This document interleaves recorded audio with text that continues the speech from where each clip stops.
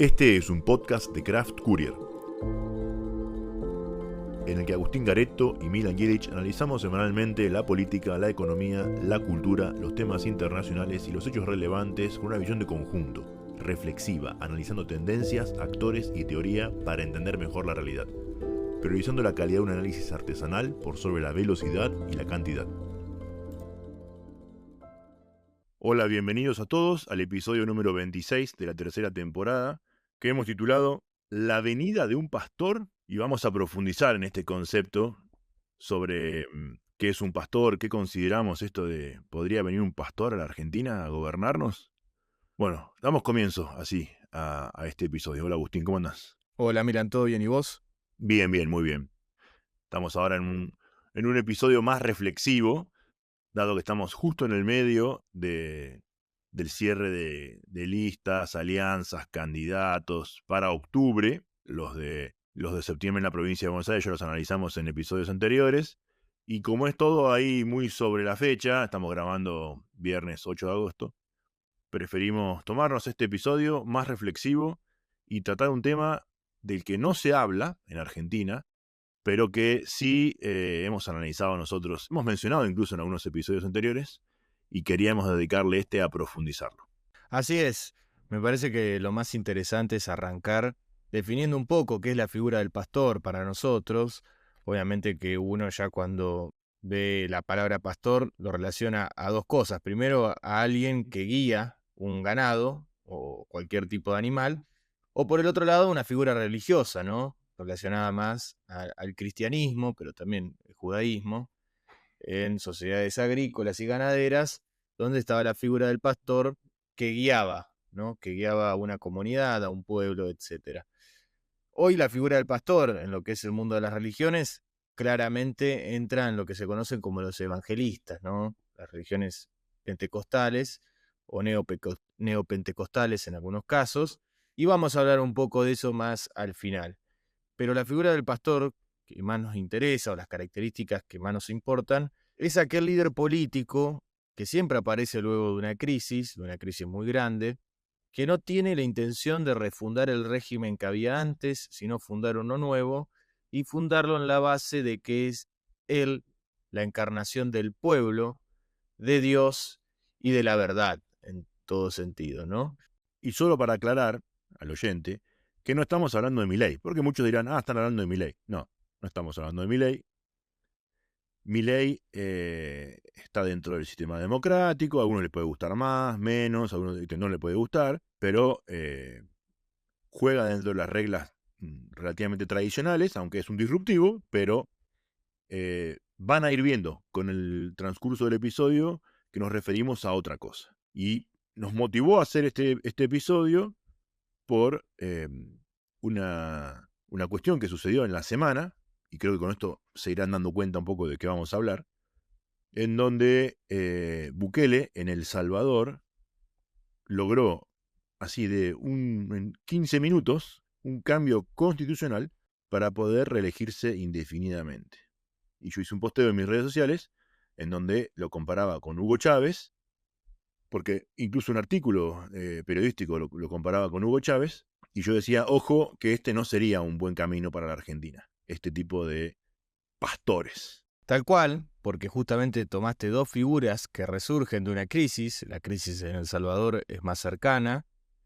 Recordemos lo que era la cuestión de inseguridad, pero también la cuestión de empleo, de la economía de El Salvador, que tampoco es que se solucionó a grandes rasgos, pero sí el gran problema de la inseguridad en relación con lo que se conocen como las maras, ¿no? Esas especies de cárteles, aunque no son cárteles, tienen especificaciones muy concretas, y las megacárceles de Bukele, las encarcelaciones, de las cuales varias violaron ciertos derechos y libertades, y además han metido preso a cualquiera, digamos, ¿no? Hay inocentes ahí adentro, no solamente delincuentes, asesinos, etcétera.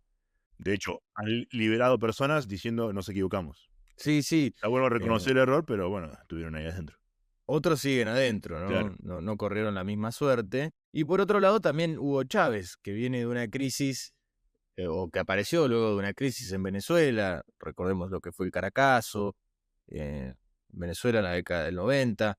Hugo Chávez, que intentó un golpe de Estado, que fue detenido por eso, luego lo liberaron, participó en elecciones, ganó y desde el minuto cero dijo, vamos a cerrar el régimen democrático en Venezuela. Es decir, no es que él dentro de la democracia se dio cuenta de que si empezaba a cerrar la cancha iba a prosperar electoralmente o que se iba a mantener en el poder, pues no. El del minuto cero dijo todo esto hay que cambiarlo y así lo decidió. Obviamente que no lo hizo tan rápido como Bukele. Claro. Bukele lo hizo de una manera fugaz, a Chávez le llevó un tiempo, pero siempre se mantuvo. También íbamos a hablar un poco de la estética y es muy interesante mencionar a estos dos personajes por la estética. Sí. Recordemos un poco quiénes son cada uno, ¿no? Hugo Chávez militar, viene de las filas militares, tenía siempre una estética castrense ante la televisión, pero rápidamente lo va a cambiar a una estética mucho más nacional, ¿no? Con la cuestión de Bolívar como el restaurador y el liberador del pueblo venezolano. Chávez representándose como una especie de sucesor legítimo de Bolívar y que él encarnaba al pueblo y que encarnaba incluso una relación divina con algo más allá, en el cual él era el representante en la tierra de eso. Habían pensado en ese programa de televisión que él rápidamente llevó adelante en el poder, que se llamaba La Hora del Pueblo, que era un programa de televisión a la noche en Venezuela, que a veces duraba horas, en el cual cualquier ciudadano venezolano llamaba directamente al presidente y le comentaba un problema cotidiano, y Hugo Chávez con el poder del decreto se lo solucionaba o decía, bueno, ahora vamos a hablar quién está en la secretaría tal. Bueno, está Pepito y lo llamaba Pepito y Pepito solucionaba el problema y era el pastor que estaban todos esperando su palabra, ¿no? Lo mismo en el caso de Bukele, ¿no? Bukele es el gran salvador que lleva es el gran salvador que tiene las soluciones en la mano y que lo único que tiene que hacer es tocar un botón o firmar, ¿no? Es simplemente el poder de su firma, su poder en la mano, que supuestamente eso haría que El Salvador salga del pozo en el que está metido. Bueno, no sé, realmente no creo que sea esa la solución, meter presos a todos. Lo que sí es cierto es que al principio el modelo funciona, el modelo tiene ciertas valoraciones positivas. Recordemos Venezuela. Venezuela hasta el día de hoy hay venezolanos que critican a Maduro, pero que reivindican la figura de Chávez. Es como que Maduro degeneró ese legado. Y por otro lado, Bukele, en El Salvador, que la sociedad salvadoreña es la que más satisfecha está en Latinoamérica respecto a la política o a su presidente, ¿no? Uno ve las encuestas en Latinobarómetro y El Salvador es el que contesta más positivamente, es decir, más satisfactoriamente respecto a la figura del líder. Pero dijiste muy bien respecto de él, no de su gobierno, de su ideario, de su política pública, de él como el Salvador, ¿no? El pastor que nos llevó a la solución. Él, de la mano, uno por uno, ¿no? Y me quedé con lo de la estética, es un tema muy interesante porque muestra mucho en la estética de la política y en general de todo, ¿no? Lo que se ve es un poco un reflejo de lo que se quiere mostrar, ¿no? Maquiavelo decía, hay que ser y parecer, y estos claramente buscan más parecer, después ven si son, pero primero parecer. Y recuerdo cómo arrancó Bukele, ¿no? Con gorrita de béisbol negra, ¿no? Un muchacho joven, piola, cercano. Al poco tiempo de asumir, mete el ejército en el Congreso, lo cierra y ahora se viste como si fuera San Martín, ¿no? Con esos trajes hermosos, una tela, se nota que la tela es maravillosa, pero está siempre vestido con ese halo libertador de América. Y bueno, toda esa estética es de él. No es que todo su gobierno se viste así, ¿no? Es él porque es el pastor.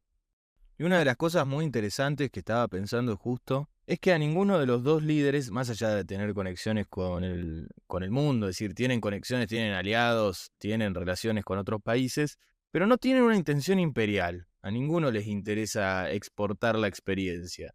Como que se preocupan en las fronteras hacia adentro, más allá de lo atractivo que puede hacer Bukele para el resto de la sociedad latinoamericana o lo atractivo que podía hacer Hugo Chávez en su momento. Más allá de las relaciones financieras, por ejemplo, la de Hugo Chávez con los Kirchner, pero realmente no había una intención de convertir desde Venezuela la República sanmartiniana o bolivariana, obviamente tergiversada, de Argentina. No había esa intención. Recuerden, los oyentes, este concepto, ¿no? De quedarse puertas adentro en su pequeño territorio, porque lo vamos a volver a mencionar más adelante cuando hablemos de la experiencia de las iglesias pentecostales. Es un concepto muy interesante por el cual se alinea perfectamente el concepto de pastor con estos personajes. Tal cual. Y un poco para hacer memoria, estos personajes o estas experiencias, obviamente que tienen ciertas tradiciones, es decir, ciertas características que se ven plasmadas en la historia. Por la estética, por las formas, por lo que apelan, etc. Hay dos experiencias que son muy importantes en Latinoamérica desde el siglo XIX a la fecha, ¿no? Que son las experiencias de los caudillos del siglo XIX. Prácticamente en toda Latinoamérica encontramos caudillos en todos los países. Obviamente Argentina conocemos en su gran mayoría, pero también los estuvo en Venezuela, mencionamos a Simón Bolívar, y también en El Salvador. Es decir, en todos hubo caudillos con una forma muy tradicional de hacer política, también con ciertas características que luego más adelante se van a tildar de populistas o se van a caracterizar de esa forma. La segunda experiencia en la historia latinoamericana reciente es más del siglo XX, que es la del padre de los trabajadores, ¿no?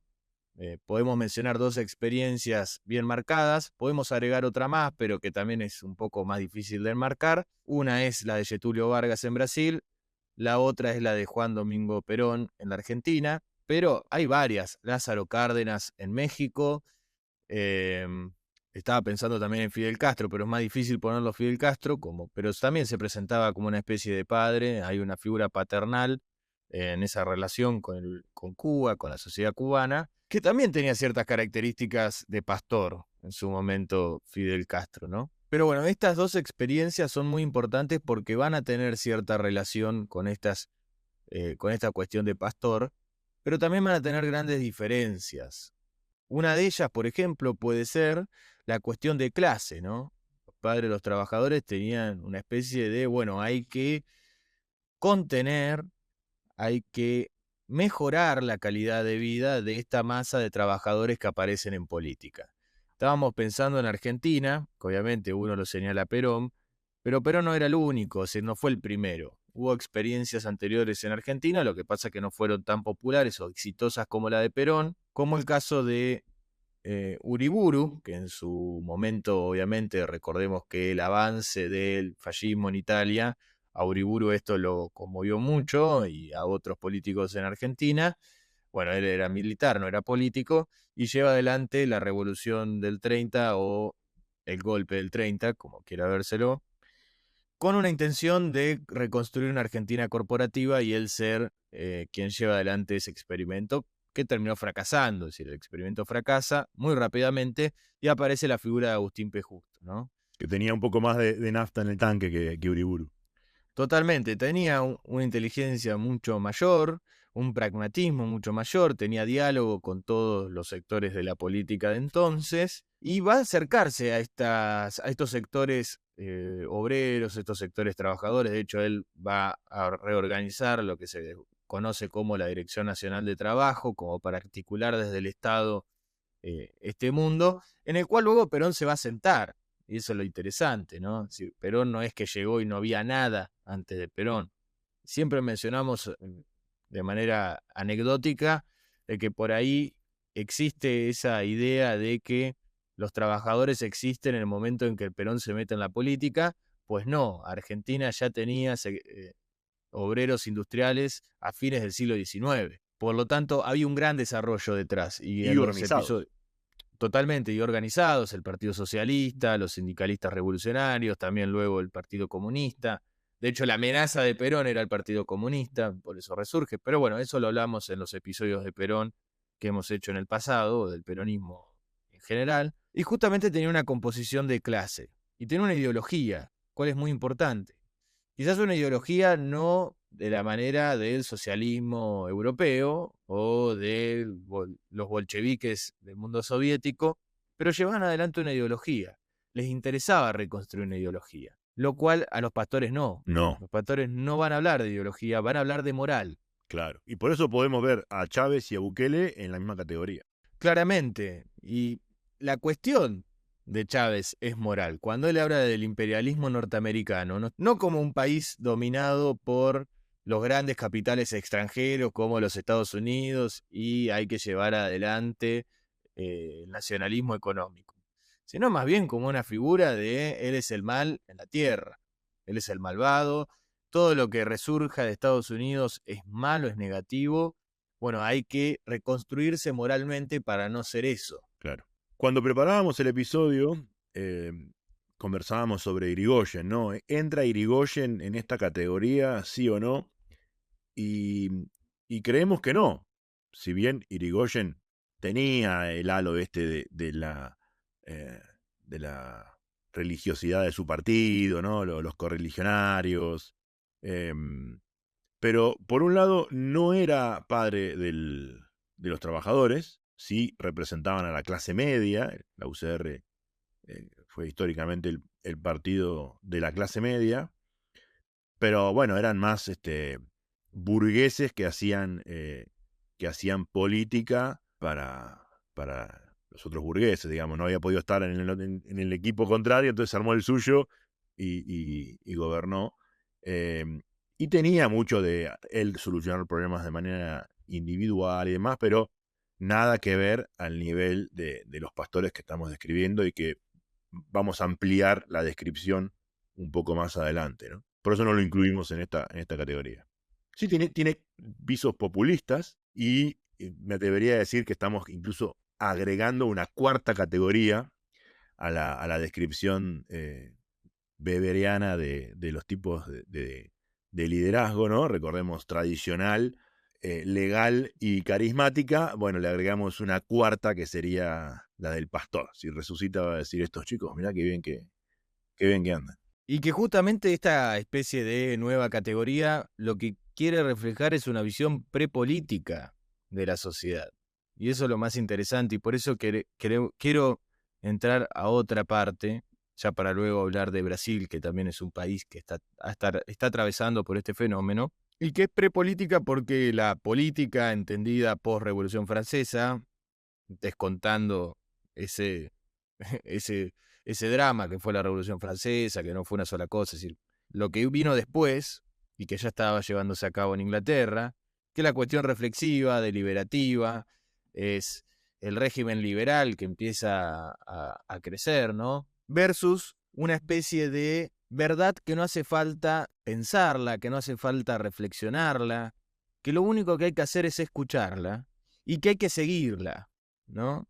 Creo que ese es un punto importantísimo y van a ver cómo lo vamos a utilizar en el resto del episodio, esta cuestión de lo reflexivo, ¿no? Del debate, de la proposición de qué, de soluciones.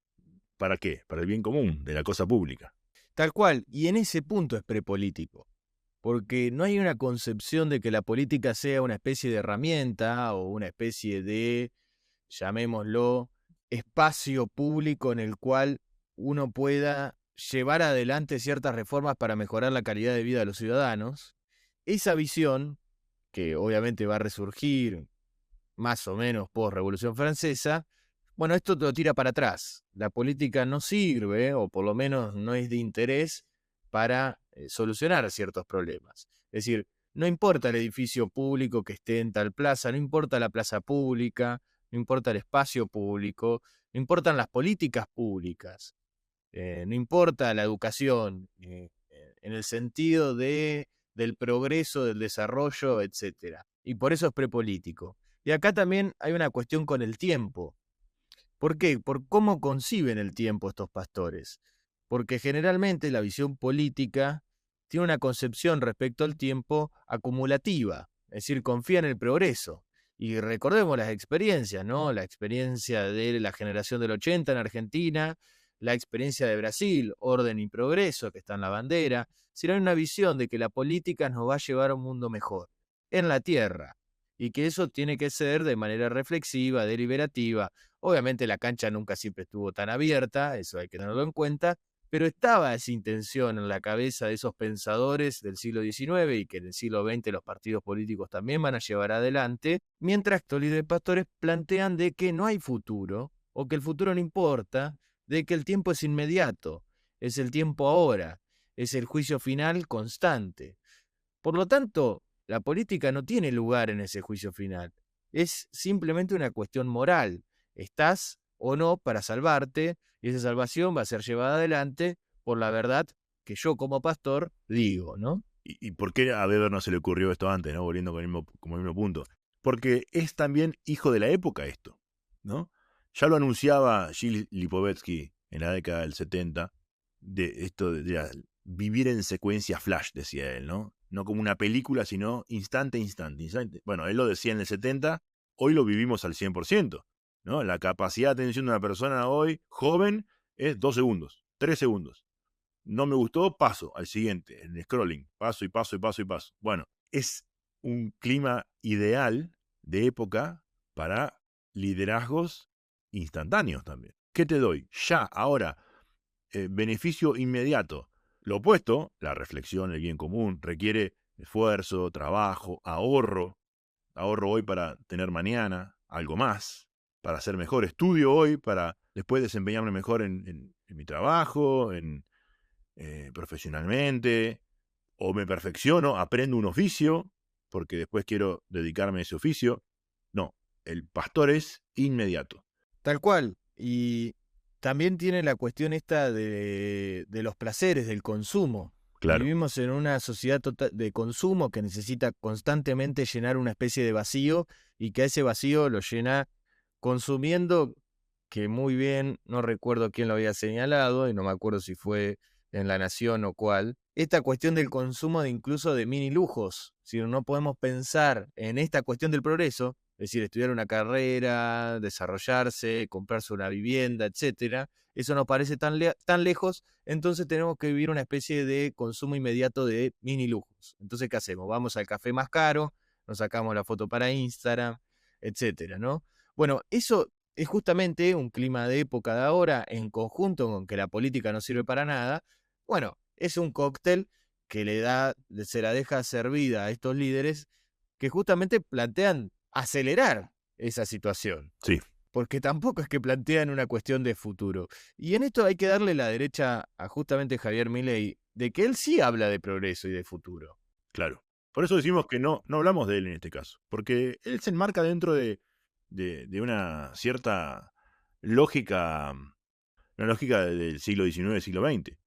Sí, sí, tal cual. Después obviamente va a tensar con ciertas cosas porque es un partido minoritario, etcétera.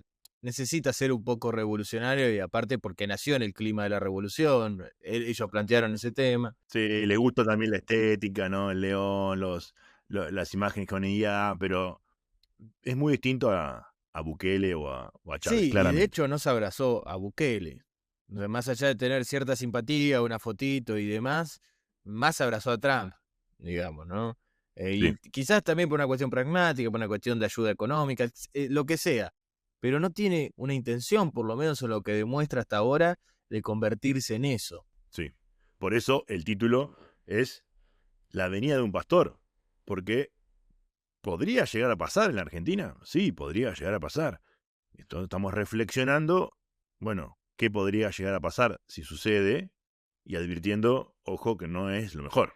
Justamente, y tenemos una experiencia muy cercana geográficamente que es el Brasil, ¿no? Sí, Brasil, da la casualidad que Lula y Bolsonaro se enmarcan en quizás las dos categorías que hablábamos de la historia latinoamericana, el padre de los trabajadores por parte de Lula y Bolsonaro con una figura de pastor. El exacto. problema de Bolsonaro es que no tuvo éxito en el golpe de Estado, que dicho sea de paso, por eso estuvo en su prisión domiciliaria en esta semana. Bueno, fue por ese tema, ¿no? Él sí tenía la intención de cerrar la cancha, él va a tener una relación con el mundo evangélico, con las religiones pentecostales. De hecho, Bolsonaro, siendo presidente, va y se bautiza en el río Jordán, en Israel. Él va a mantener una cierta postura de que él es el representante divino en la tierra, en Brasil. y se va a sentar sobre un gran desarrollo que llevaron adelante estas instituciones religiosas, en lo que se enmarca en la ciencia política como las 3B, ¿no? Siempre se dice que a Bolsonaro lo sostuvieron las 3B.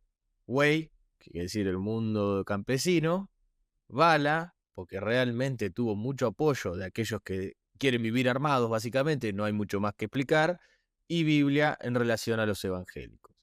También recordemos que los sectores evangélicos tienen una representación muy importante en el poder legislativo de Brasil.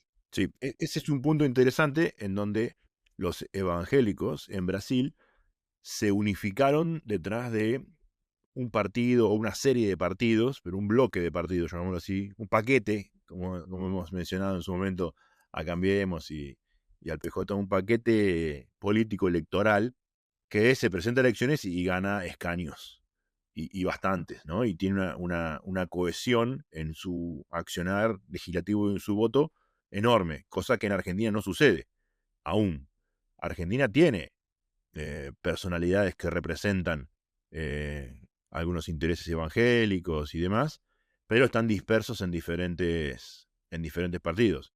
Un ejemplo puede ser Amalia Granata, que en Santa Fe ha ido varias veces en listas de partidos evangélicos. Ella no lo es, pero representa un poco sus intereses. Pero representa, no es que es de ellos, ¿no? Como sí lo son en Brasil las bancadas que son evangélicas directamente, ¿no? Y ese fue un apoyo enorme que recibió Bolsonaro y él se montó sobre ese apoyo para llegar a la presidencia y en el transcurso de su presidencia también. Y literal que se montó, porque Bolsonaro no es que apareció de la nada. Bolsonaro paseó por todos los partidos políticos brasileños hasta que quedó en el Partido Liberal, que ahí logró saltar, y rápidamente se coaligó con los sectores evangélicos, que los sectores evangélicos tienen una cierta característica muy importante, que más que proponer, porque realmente a veces difieren en lo que quieren, tienen un gran poder de veto. O Claro. sea, es más vetar que proponer. Y obviamente, cuanto más grande sos, más importante se hace esas decisiones.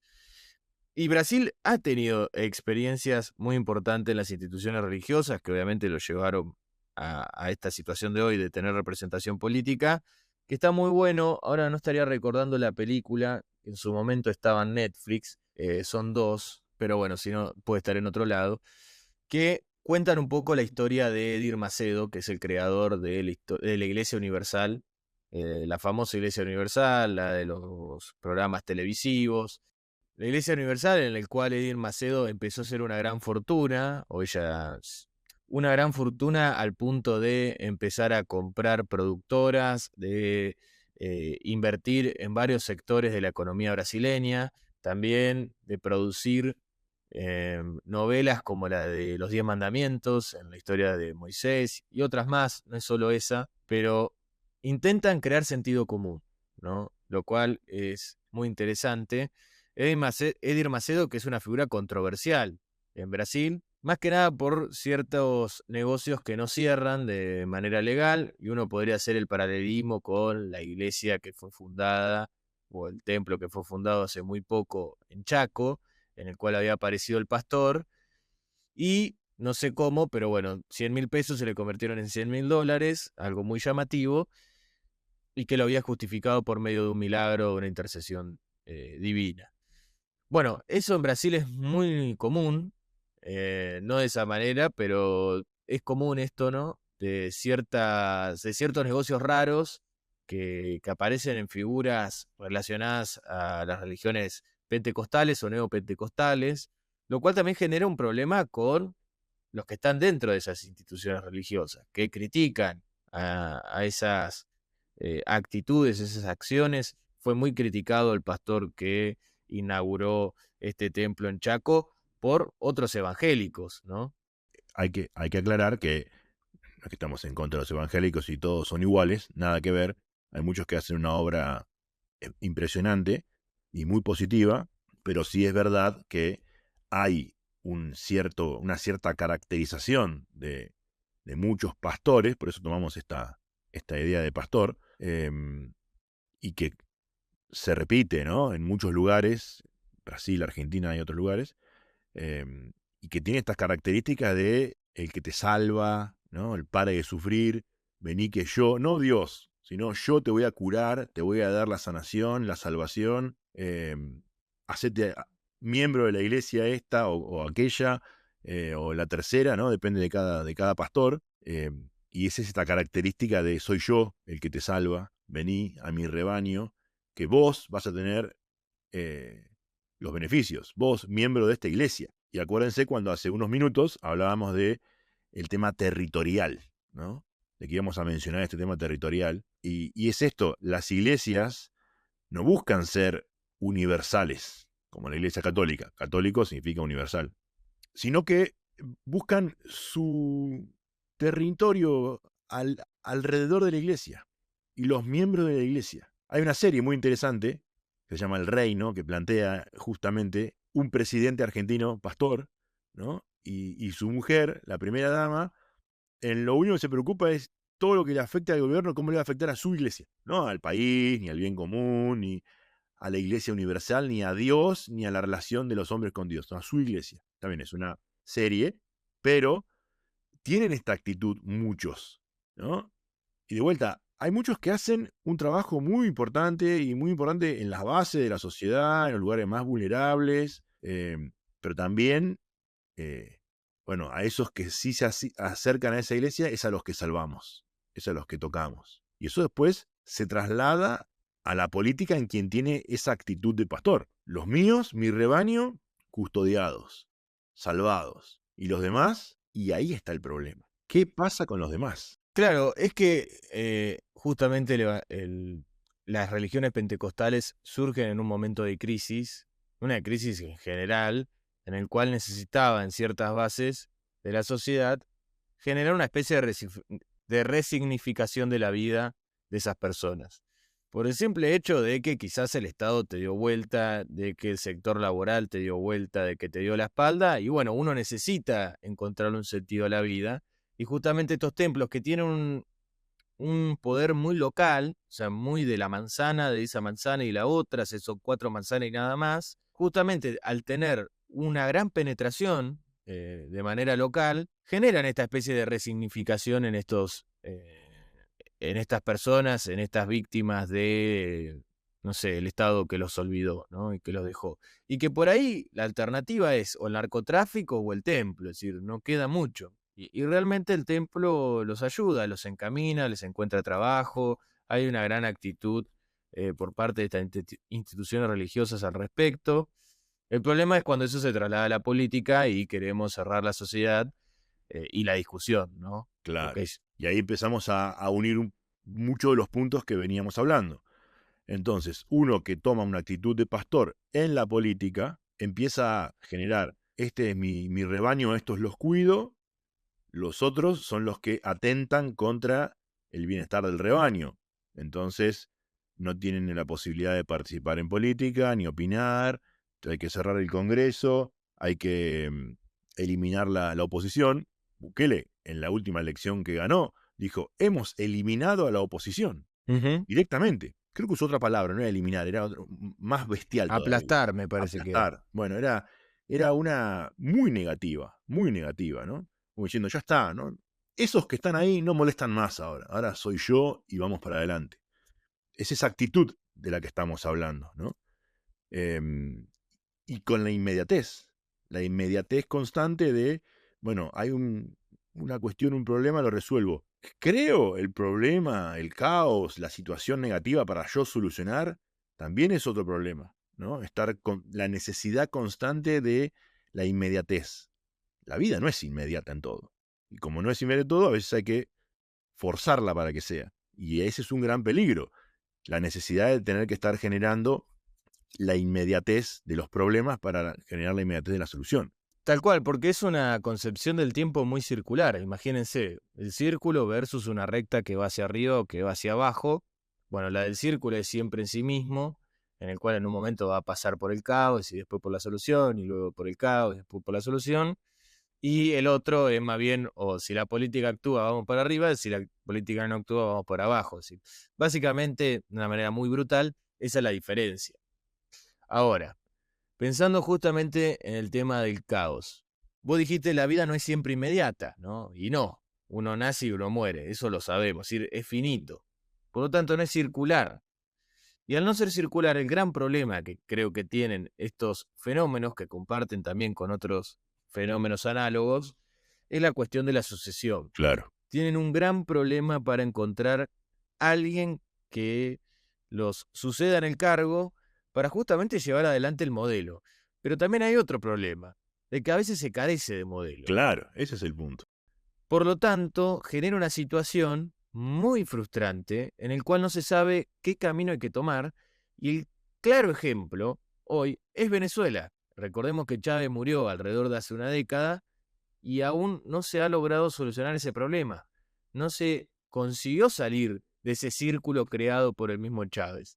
Y es lo de Bukele porque las cosas están bien, pero rápidamente las cosas pueden ir mal en El Salvador, que recordemos es un país con una economía muy vulnerable, Sí, sí, sí. por lo cual cualquier viento de cola te tumba. Claro. Es una realidad. Por eso la necesidad de la reelección indefinida. Porque no es el modelo, las ideas, el partido, el movimiento, diría algún peronista, sino que es él, es Bukele. Era Chávez. Y nada más. Y acá es donde uno se pregunta, ¿y Argentina qué situación tiene? ¿Tiene una situación que podría darse un pastor? Sí, claramente. Por todo lo que venimos diciendo, sí. Apatía, falta de interés, falta de significación en la vida, problemas de todo tipo, económicos, sociales, eh, creados por la política y no por las circunstancias de la vida. ¿Y quién sería nuestro pastor? ¿Hay alguno ahí dando vuelta? Y hay uno al que hay que tenerle cuidado y hay que ponerle el ojo, que se llama Dante Gebel. ¿Quién es Dante Gebel? Es un argentino que vive en Estados Unidos, un pastor evangélico que tiene una iglesia enorme, con un montón de templos, un montón de dinero, eventos multitudinarios por todos lados en América Latina, en Estados Unidos, en Argentina, ha hecho varios. Tiene streamings, programas de televisión, eh, muy visto, muy seguido, con esta actitud permanente de te salvo, te curo, y ahora quiere entrar en política.